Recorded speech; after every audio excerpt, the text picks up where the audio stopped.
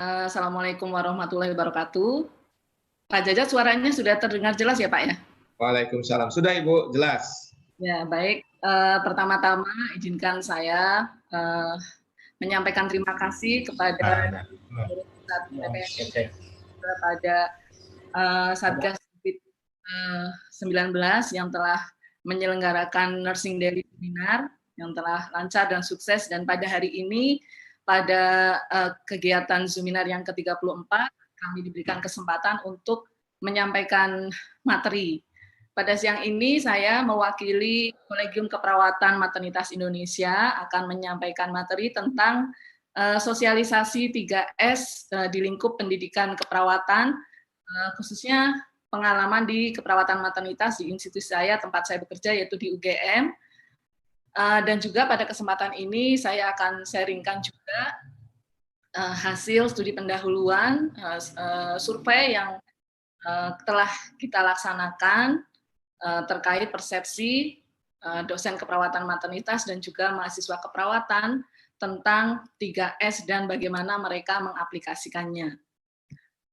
Untuk siang hari ini, outline materi yang akan saya sampaikan kaitannya dengan mengulas sekilas tentang Standardized Nursing Language atau SNL, kemudian 3S, lalu bagaimana pengalaman mengenalkan 3S di lingkungan pendidikan, dan selanjutnya adalah hasil studi pendahuluan survei yang tadi saya sebutkan, dan yang bagian terakhir dari materi saya adalah terkait rencana tindak lanjut. Sebagaimana kita ketahui bahwa keperawatan merupakan suatu disiplin ilmu. Ada beberapa tanda bahwa suatu profesi merupakan suatu disiplin ilmu, misalnya adalah ekspresi dari imajinasi manusia. Ini maksudnya adalah bahwa sebagai suatu disiplin ilmu, maka kita tentu terbuka terhadap informasi baru, kemudian inovasi yang berkembang, sehingga ilmu di dalam profesi itu pun senantiasa dinamis dan menuju ke arah yang lebih baik. Nah, dan tanda yang lain misalnya adalah terkait domain, yaitu misalnya di kita ada paradigma atau metaparadigma, dan untuk siang ini kita tentu membahas secara khusus terkait tanda dari suatu disiplin ilmu, yaitu adanya sebuah specialized language atau bahasa khusus. Mengulas sedikit tentang tugas dan wewenang perawat, sebagaimana disampaikan atau kita bisa melihat di Undang-Undang Keperawatan maupun Peraturan Menteri Kesehatan, bahwa salah satu tugas perawat adalah memberikan asuhan keperawatan. Dan untuk menjalankan tugas tersebut, wewenang perawat antara lain adalah menetapkan diagnosis, merencanakan tindakan, melaksanakan tindakan, dan mengevaluasi hasil tindakan keperawatan tersebut. Dan di lingkup ASEAN, ya ASEAN Nursing Common Core Competencies, di sana sudah disepakati ada 5 domain, yang salah satunya adalah terkait praktek keperawatan profesional. Sehingga topik 3S ini tentu saja sangat penting karena ini ternyata berkaitan sangat erat dengan tugas dan wewenang kita sebagai seorang perawat. Selain itu, di literatur saya juga mereview sedikit bahwa untuk memperoleh suatu ilmu pengetahuan ada banyak macam cara, ya, misalnya melalui pengetahuan empiris, melalui penelitian, personal knowledge, pengalaman pribadi, kemudian aesthetic knowledge atau intuisi, atau hasil setelah kita berinteraksi dengan klien, dan juga ethical knowledge. Selain itu, untuk mengembangkan suatu badan ilmu, ya misalnya kita di sini badan ilmu keperawatan, maka sebetulnya badan ilmu keperawatan ini bisa diperoleh dari traditional knowledge, authoritative knowledge, dan juga scientific knowledge. Jadi selain bukti-bukti empiris, juga kita perlu melihat situasi dan kondisi yang ada di sekitar kita. Nah, kaitannya dengan diagnosis dan seterusnya, maka di sini untuk dapat menegakkan diagnosis, menetapkan, melaksanakan, dan mengevaluasi intervensi, maka kita memerlukan pengetahuan yang memadai.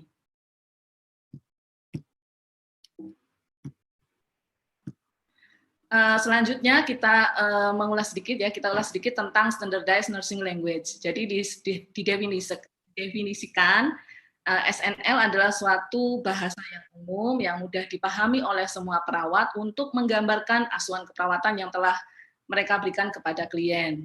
Sirbat pada tahun 2018 mengidentifikasi perkembangan SNL yang dimulai dari tahun 1973 dengan launching North American Nursing Diagnosis atau NANDA pada waktu itu, sekarang sudah disebut sebagai NANDA Internasional. Kemudian sampai dengan tahun 2002 adanya Patient Care Dataset atau PCDS. Nah, untuk Persatuan Perawat Nasional Indonesia, karena kita juga tergabung dalam International Council of Nurses atau ICN. Nah, ICN sendiri juga melaunching International Classification for Nursing Practice pada tahun 1993. Nah, dengan adanya launching 3S atau SDKI, SLKI, dan SIKI, kita lihat untuk SDKI pada tahun 2017, kemudian SIKI 2018, dan SLKI 2019, maka kita bisa mengetahui bahwa situasi di lapangan saat ini, kita memahami bahwa 3S masih relatif hal yang baru atau mulai dikenal oleh kalangan keperawatan.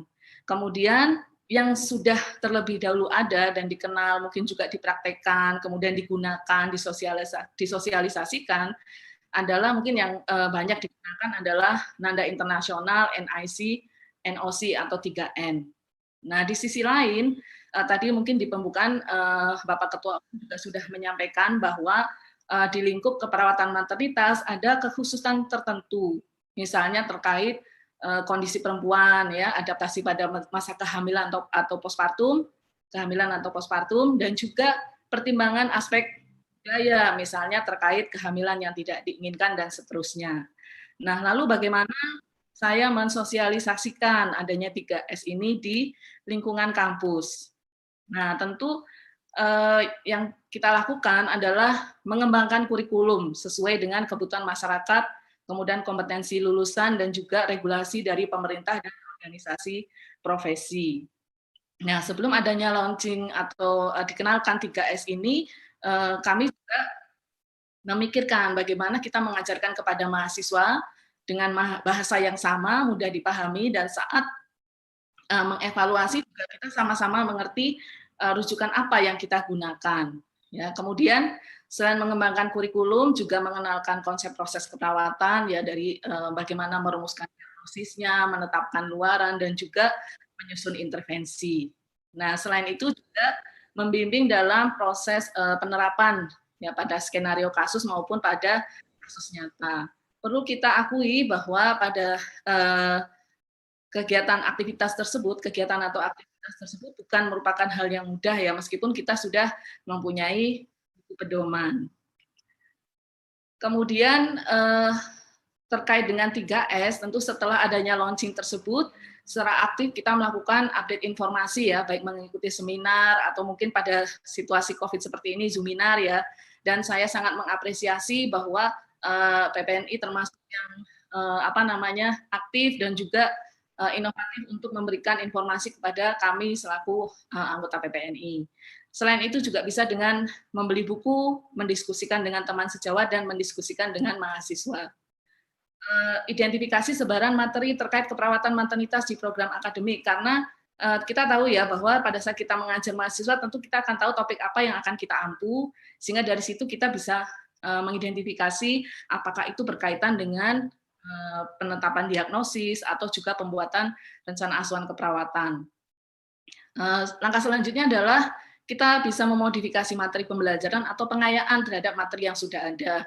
Kebetulan di tempat saya bekerja, mahasiswa atau kita juga lebih cukup familiar, ya, dengan 3N tadi, NANDA Internasional, NOC, dan NIC, sehingga setelah adanya launching ini kita juga harus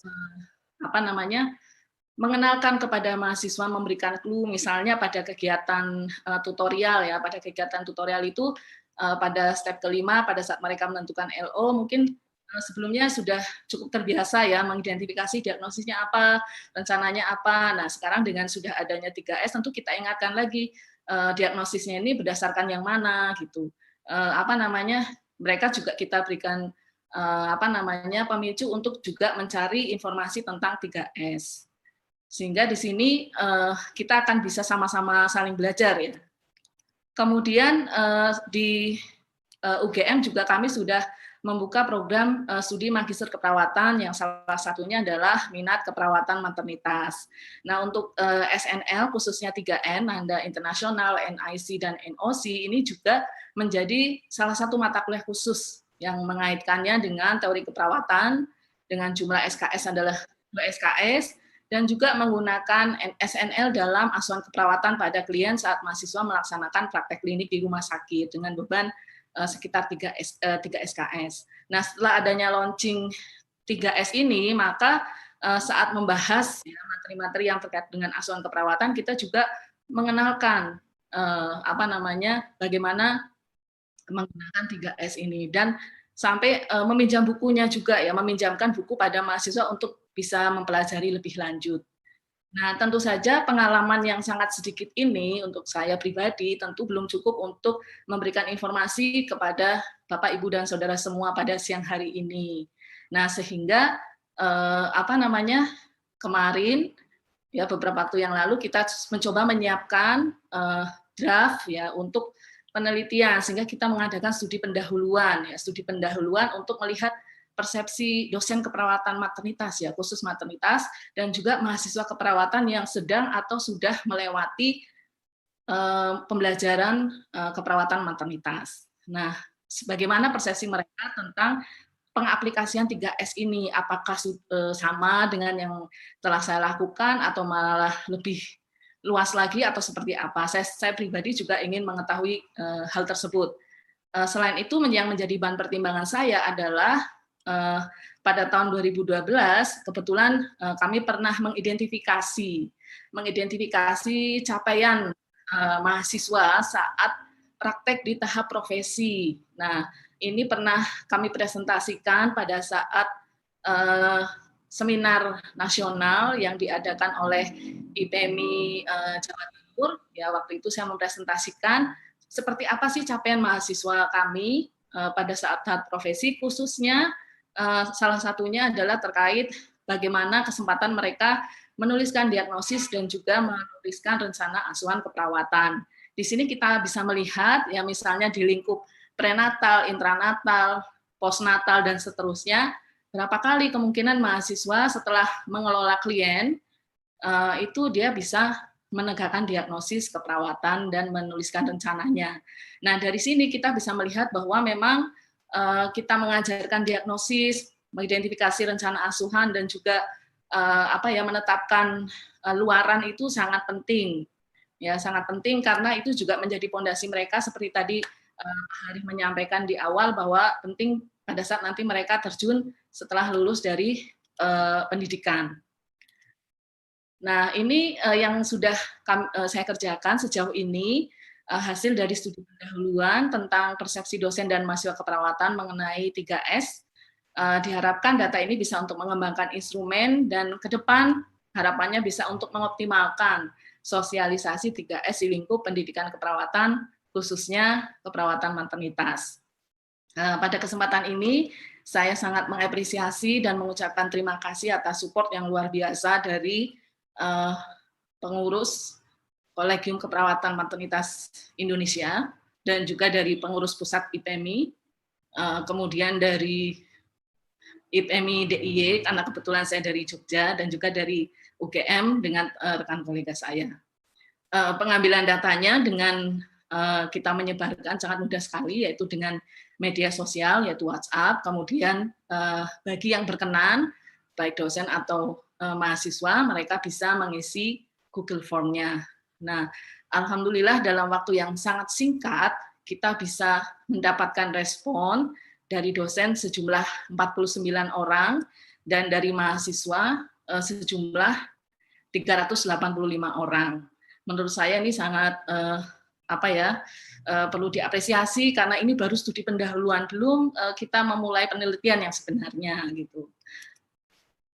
Nah, ini karakteristiknya perlu saya sampaikan di sini. Saya tidak menampilkan berapa tepatnya persentasenya ya, karena ini sebagai gambaran untuk apa yang bisa kita lakukan selanjutnya. Untuk dosen keperawatan yang merespon mayoritas berjenis kelamin perempuan, mengajar mata kuliah keperawatan maternitas di program sarjana, dan latar belakang pendidikan yang paling banyak adalah spesialis keperawatan. Jadi yang berjenis kelamin perempuan lebih dari 90%, kemudian mayoritas artinya lebih dari 75%.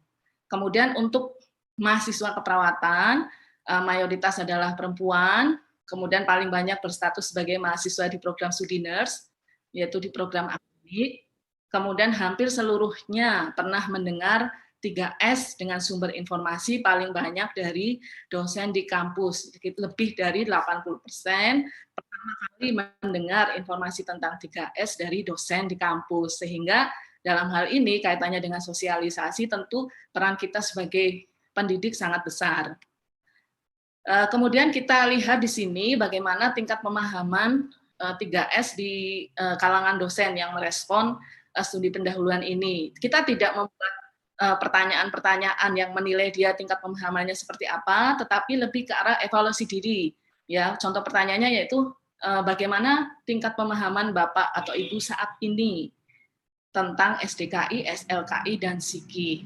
Nah, dari analisis kita lihat bahwa tingkat pemahaman dosen paling banyak berada pada tingkat cukup dan baik, namun masing-masing ini masih persentasenya masih kurang dari 50%. Kemudian kita juga menanyakan apakah saat ini telah mensosialisasikan 3S ini saat mengajar mahasiswa. Nah, di sini kita lihat bahwa lebih dari 50% sudah mensosialisasikan. Kita tanyakan bagaimana cara mereka mensosialisasikan ya untuk SDKI. Dari sekian banyak jawaban kita coba rangkum. Di sini contohnya adalah menjelaskan bahwa penting bagi mahasiswa untuk memahami dan menggunakan SDKI dalam proses keperawatan. Selain itu juga dengan latihan kasus dengan sumber rujukan dari 3S.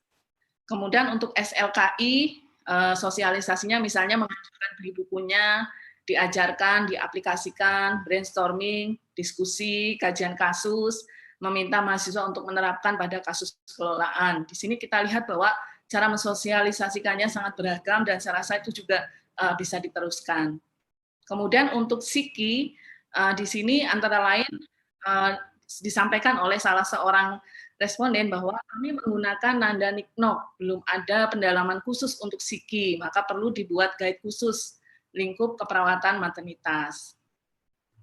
Lalu pertanyaan yang berikutnya adalah kita menanyakan apakah ada kendala saat mensosialisasikan, dan di sini dijawab ya, masing-masing untuk SDKI, SLKI, dan SIKI dengan persentase 50% atau lebih. Nah, bagian terakhir yang kita tanyakan kepada para dosen, ibu-ibu dosen, bapak ibu dosen keperawatan maternitas adalah apa masukan mereka untuk 3S ini. Yang pertama untuk SDKI, saya juga coba rangkum, dan di sini disarankan untuk sosialisasi penerapan SDKI, kemudian perlu penelitian terkait isi dari SDKI agar benar-benar sesuai dengan situasi dan kondisi kasus di Indonesia, karena mayoritas isi dari SDKI tidak jauh berbeda dengan Nandanik dan agar lebih evidence based. Kemudian ada juga yang menyampaikan ya sama seperti tadi, sebelumnya kami menggunakan Nandanokni, belum ada pendalaman khusus. Untuk SDKI perlu dibuat guide khusus lingkup keperawatan maternitas. Selain itu, selanjutnya adalah masukan untuk SLKI. Nah, di sini ada pertanyaan, bedanya dengan NOK apa ya Bu? Yang saya ajarkan masih NOK, bukan SLKI. Kemudian ada juga masukan luaran dengan menggunakan angka kurang dipahami karena jadi mengira-ngira mau di angka berapa. Kemudian untuk SIKI, di sini juga banyak masukannya, antara lain di sini yang saya ajarkan masih Nanda Niknok, Bu, apakah harus diganti semua, karena menurut saya masih lengkap Nanda Niknok. Untuk pemula, saya rasa lebih cocok Nanda Niknok belajar dari sumber langsung, karena saya merasa SDKI, SLKI, dan SIKI sumber aslinya dari Nanda Niknok. Kemudian sebaiknya ada dalam bentuk soft copy yang mudah diakses dimanapun. Selanjutnya untuk mahasiswa, pertanyaannya hampir sama, yaitu menurut saudara bagaimana tingkat pemahaman saudara saat ini mengenai 3S. Di sini sama seperti pada kelompok dosen, paling banyak mahasiswa menjawab cukup dan baik, namun persentasenya lebih sedikit, yaitu kurang dari 40%. Kemudian apakah telah disosialisasikan? Kalau tadi pada dosen kita tanyakan apakah telah mensosialisasikan, nah pada mahasiswa kita tanya apakah telah disosialisasikan 3S pada saat belajar topik keperawatan maternitas. Di sini persentase paling banyak adalah terkait SDKI. Mungkin ini kaitannya dengan tahun launching sehingga expose-nya lebih lama untuk SDKI dibanding SLKI dan SIKI.